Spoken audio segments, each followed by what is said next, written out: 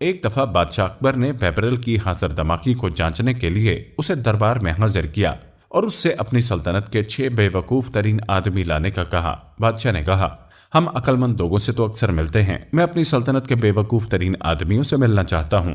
جس پر بیبرل سکتے میں آ گیا اور سوچنے لگا ہر آدمی اپنی جگہ پر عقل مند ہوتا ہے، لیکن اوپر سے یہ بادشاہ کا حکم تھا، لہٰذا بیبرل نے دل میں سوچا اور خدا کا نام لے کر بے وقوف آدمی تلاش کرنے نکل گیا۔